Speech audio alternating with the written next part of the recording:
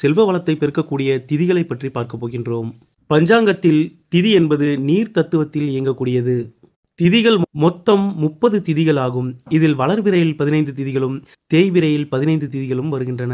இந்த 30 திதிகளில் சுப திதிகள் அசுப திதிகள் என பிரிக்கப்பட்டுள்ளன. சுப திதிகளாவது துவிதியை, திருதியை, பஞ்சமி, ஏகாதசி, துவாதசி, திரியோதசி ஆகியவை சுப திதிகளாகும். பிரதமை, அஷ்டமி, நவமி ஆகிய 3 திதிகளும் அசுப திதிகளாகும். இந்த 3 திதிகளில் சுபகாரியங்களுக்கு முற்றிலும் விலக்களிக்கப்படுகிறது. சதுர்த்தி, சஷ்டி, தசமி, சதுர்த்தசி ஆகிய 4 திதிகள் மத்தியமமான பலனை கொடுக்கிறது. நாம் பிறக்கும் பொழுது ஒவ்வொருவரும் ஒரு திதியில் பிறந்திருப்போம். அது நம் பிறப்பு ஜாதகத்தில் குறிப்பிடப்பட்டிருக்கும். பிறந்த திதிக்கு விஷசூன்ய திதிகளை தவிர்ப்பது முதலில் நாம் பொருளாதார இழப்பை சந்திப்பதை தடுக்கும். அது மட்டுமின்றி கடன் பெற்று மென்மேலும் அந்த கடன் வளர்ந்து கொண்டே போவது போன்றவற்றை தடுக்க இது போன்ற திதிகளில் கடன் பெறுவதை தவிர்த்து விடுங்கள். இப்பொழுது 12 ராசிகளுக்கும் எந்தெந்த திதிகள் தவிர்க்க வேண்டிய திதிகள் என்று பார்ப்போம். மேஷ ராசிக்காரர்கள் சஷ்டி திதியை தவிர்க்க வேண்டும். மேஷ ராசிக்காரர்கள் தாங்கள் பிறக்கும் பொழுது சஷ்டி திதியில் பிறந்திருந்தால் அவர்கள் ஜாதகத்தில் மேஷ ராசி மற்றும் சிம்ம ராசி ஆகிய 2 ராசிகளும் விஷ சூன்ய ராசிகளாகின்றனர்.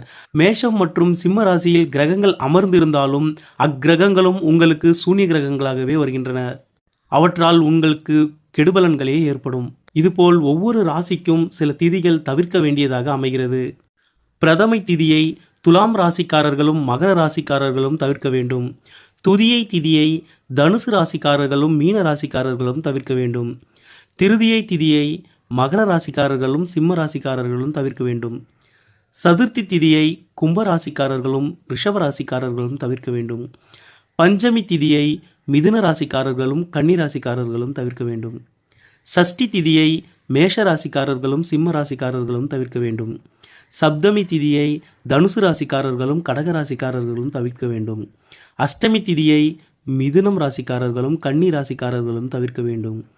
நவமி மற்றும் தசமி திதியை சிம்ம ராசிக்காரர்களும் விருச்சிக ராசிக்காரர்களும் தவிர்க்க வேண்டும். ஏகாதசி திதியை தனுசு ராசிக்காரர்களும் மீன ராசிக்காரர்களும் தவிர்க்க வேண்டும்.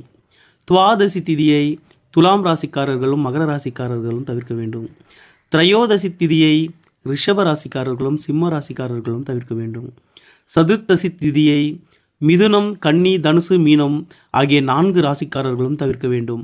12 ராசிக்காரர்களும் தங்களுக்கு குறிப்பிட்டுள்ள திதிகள் வரும் நாட்களில் சுப நிகழ்வுகளை தவிர்ப்பது நல்லது. எந்த ஒரு புதிய முயற்சிகளையும் இந்த திதி நாட்களில் தொடங்காதீர்கள். பிறருக்கு கடன் கொடுப்பது, கடன் பெறுவது போன்றவற்றையும் மேற்கொள்ளாதீர்கள். அது உங்களுக்கு முடிவில்லா பிரச்சனைகளை உருவாக்கிவிடும். செல்வத்தை பெருக்கிக் கொள்ள எந்த திதியை பயன்படுத்திக் கொள்ள வேண்டும் என்பதை நாளை பார்ப்போம்.